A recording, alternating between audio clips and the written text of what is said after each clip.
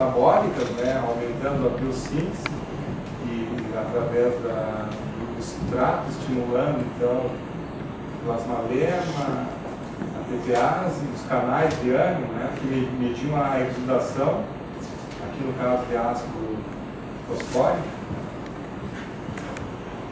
Um exemplo do câncer radicular aqui. Pode aumentar a extensão radial da rizosfera de 6 até 10 milímetros, que normalmente é considerada a rizosfera um ambiente muito pequeno, né? E aqui uma imagem, no caso, funcionando como uma espécie de extensão radicular, né? Os exudados ajudando a raiz a explorar toda essa zona aqui com nutrientes. Então, assim, eu associo isso também com isso, né, Jamil? Aqui, ó, a produção que a gente tem defendido hoje, né, a produção mínima de 10 toneladas de matéria seca por hectare, lá em Tuporanga, com um experimento com cebola, em parceria com a IPAGRE lá, fazendo um ciclo de mucuna e um ciclo de plantas de inverno, a gente chega em 9 a 10. Só que tem um problema lá, que o ciclo de inverno é muito encurtado pela precocidade da espécie que se planta de cebola. Então, a gente produz plantas, a gente não aproveita todo o ciclo dela. Então, assim, ó, as 10 toneladas, só para falar de um dos aspectos, né? 4 toneladas de matéria seca por hectare, que é o que se preconiza no plantio direto convencional. No caso do milho, você tem nesse experimento aqui, no ar de solo, com 7,5% vermelho e amarelo, com 7,5% de claridade, as parcelas, né? Uma chuva simulada de 64 milímetros por hora, 5,3 toneladas por hectare, o trigo 1,8 e a soja 4,5. As 10 toneladas que a gente preconiza, você praticamente, aqui ó, zero, né? 500 quilos, 200 quilos, 1.100 quilos de... E o que representa isso de cobertura do solo? No caso do milho, tá? 4 toneladas representa 69% em média que eu conheço outros dados que chegam nos 50%, entre 50% e 60%. 10 toneladas você teria praticamente 100%, né? Sim. Não, de cobertura, isso aí. Só percentual de cobertura. Então, isso aqui é um outro gráfico que mostra, né, a erosão interrio, né, que seria entre sulcos, alguns autores usam, que é a chamada erosão laminar, né, com pequeno aumento de cobertura do solo, de 5% para 20%, você já reduz para 50% esse tipo de erosão, né? E à medida que você vai aumentando, ou a 40%, você reduziu para 20%, né? E depois os ganhos são menores, né? Entre ter e não ter, né, é melhor ter alguma coisa, mas o ideal é pensar no mais adequado, né? Manejo dos adubos verdes espontâneos para manter a cobertura verde por maior tempo possível, então seria aquela meta do SPDH no verde.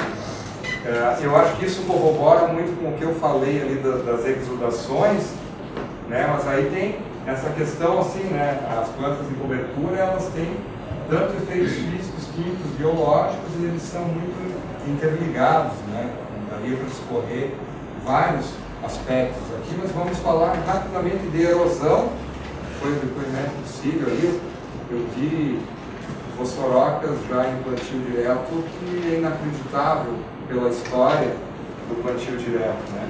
Então a cobertura vai evitar esse tipo de situação aqui, né? Essa formação das crostas.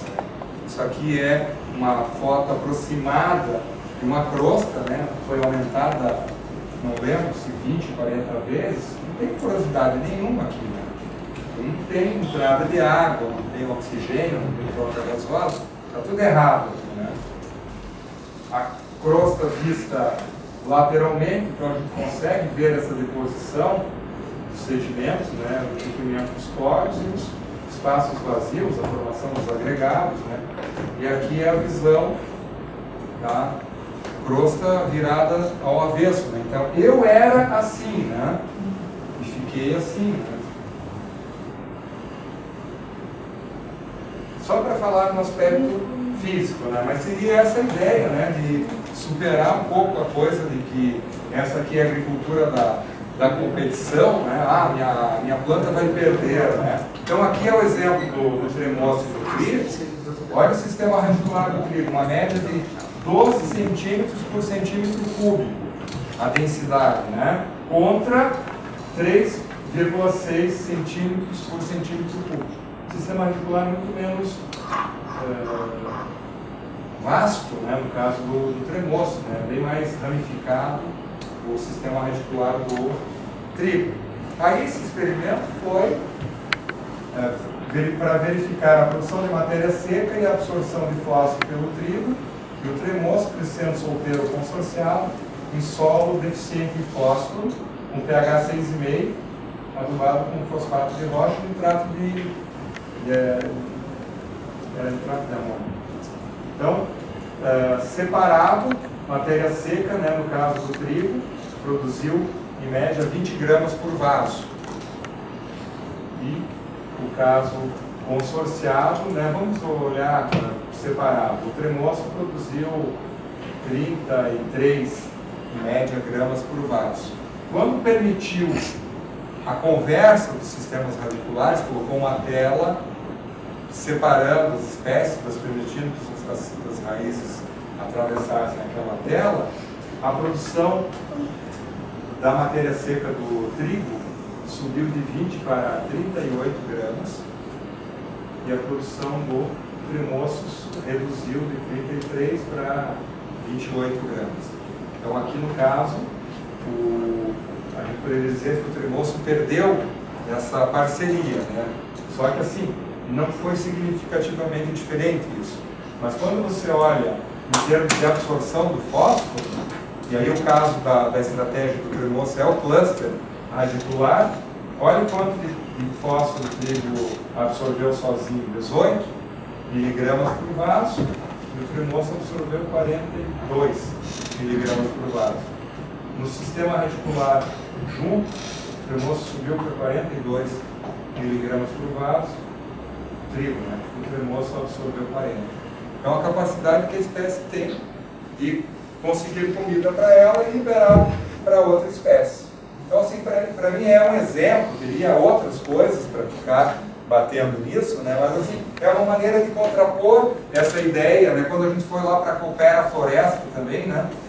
Quem foi naquela viagem lá, a gente escutava eles, né? O Coopera Floresta é a ideia de cooperação, eles têm um componente religioso lá na organização deles, mas eles adotam aquele componente da cooperação entre plantas também. Eles não entendem que aquilo ali é uma agricultura, que uma planta está competindo com a outra. Eles trabalham em produção de biomassa.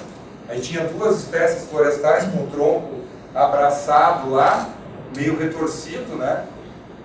E eu comentei, eu não lembro o nome do agricultor, não, é muito mais matéria seca do que crescendo sozinho, né? Essa aqui é a ideia. Mas essa questão ali da quantidade de material, nós estamos no trópico, né? Mas subtropical nossos climas. Não dá para comparar com os temperados. Solos totalmente diferentes dos nossos lixiviados aqui, velhos. Então aqui, a gente sempre tem comentado isso, né? Quando a gente tem dialogado com vocês, que nessa situação, quem é a reserva de nutriente são os vegetais. Eles que seguram nesse solo que nos sustenta segurar tantos nutrientes nele. Pela natureza dele. Diferentemente dos solos tropicais, que é o solo que é a reserva. Então, solos temperados. Então, no subtrópico e no trópico, nós temos que pensar no verde permanentemente. Esse tem que ser o desejo nosso lá, por isso a agrofloresta lá no final. Aqui nós estamos falando de 10 toneladas hectare ano. Qualquer florestinha vagabunda produz 120, 130, 150 toneladas de matéria seca hectare ano. chega a 350 com facilidade, essas aqui da Amazônia. Você tira ela, vira deserto. Porque são elas as reservas, os nutrientes dessa capacidade de produzir 350 toneladas de matéria seca hectareana. Tira isso e destrói o sistema. Então está comprovado já que para sistema acumular material orgânico no trópico e subtrópico, são trabalhos feitos aí na década de 80, até pouco tempo, eles estavam trabalhando, agora já pararam com esse trabalho, está saturado desse trabalho, vocês podem procurar na Federal do Rio Grande do Sul, na URGS, na escola do Henrique, que trabalhou há pouco, ele estava atrás, e na de Santa Maria.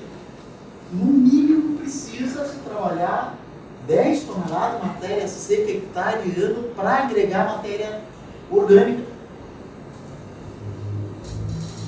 Por causa do isso não revolvendo o solo. Revolvendo o solo é Deus livre. Até nós não estamos comparando esse plantio direto convencional. Quer dizer, é um sistema que é um absurdo. Inclusive na agroecologia nós trabalhando na rotativa. Quer dizer, não é possível falar uma coisa dessa. Então, nesse sentido, a gente tem que ser. Eu acho que esse não podemos flexibilizar essa quantidade mínima de matéria orgânica para adicionar matéria orgânica para tudo isso. Para estruturar solo, Então, assim, quando a gente discute palhada, a abordagem é muito aquela coisa em cima, né? E o que você introduz embaixo? E a que profundidade? É um para um, né? Tem vários campos que é para um. Se você considerar que 30%, 40% do carbono fixado na fotossíntese vai para as raízes e são exudados, chega a isso. Do carbono total. Do carbono total. Você não mede isso quando tu mede esses 13 toneladas que está falando Lá na matéria orgânica do solo. Uma parte vai virar comida rápida para micro-organismos, mas assim, mas tem que pensar nesses termos, né? Vocês pegaram isso, então não dá para a gente pensar menos 10 toneladas aqui nos trópicos subtropical e tropical. Não dá. Senão não agrega matéria orgânica, não melhora as condições da casa da planta. Estou falando de conforto. Pensa na morada dela. A mineralização é maior que a capacidade de reposição. A perda menor. Então toda CTC aí que você está trabalhando em termos de aumentar a CTC, aumentando a matéria orgânica, pô, cara, isso aí não dá nesse sistema de transição de pecar nisso. Senão não será sistema de transição. Tá? Acho que isso daí é fundamental. E uma expectativa assim, que eu tenho desse curso para todos nós é que a gente guarde alguns princípios assim, da agroecologia quando a gente colocou aquele termo sistemas complexos, assim, né? Sair daquela cultura plena, né? Única espécie, né? Você querer, só falta passar com lança-chamas, né? Para matar tudo que tem em volta para só ter aquilo, né? Não tem complexidade com isso, né? Não tem. Um outro exemplo, daí não é só planta, uma micrografia de um fungo crescendo na superfície de um fosfato de rocha e a quantidade de fósforo liberado da rocha fosfática. Tá? Só que período de incubação, o controle sem o fungo, né? Então, 0 isso aqui está mais para 2 a 12 dias, né? E à medida que vai passando o tempo, aqui a quantidade de fósforo em micromol liberado pelo fungo. Depois, com o tempo, também tem uma tendência. Então, assim, a gente tem que defender uma agricultura da vida, né? Das misturas, da diversidade. Quanto mais, assim, eu acho que o Miguel e a Clara vão trazer elementos, assim, eu conversei pessoalmente com eles, mas o debate maior acho que vai ser como a agroecologia ela pode preparar a agricultura frente às mudanças climáticas, mas imagino que vão aparecer exemplos, assim, quando a Clara trabalha a parte da diversidade vegetal, a tese de doutorado dela foi um dos resultados para 72 espécies que produzem flores em vinhedos orgânicos da Califórnia para fazer um corredor ligando a mata em que tenha comida para os inimigos naturais pelo ano inteiro. Então, que sirva de refúgio, mas que tenha comida, né? Porque muitas vezes a pessoa pensa assim, a mata é corredor para a praga. Não, a mata é o refúgio. A hora que não tiver mais nada de comida, os inimigos naturais vão comer lá na mata, né? Mas então a ideia de corredor, né? Uma quatro pistas para eles irem e virem, né? Voltarem, terem comida. Então, assim, são coisas básicas, mas imagine no nosso cotidiano, né? Aquela estufa lá com camomila, uma linha de camomila, com outras coisas assim, né? Vamos pensar, se não for pela funcionalidade, pelo menos para os olhos, né? Aspecto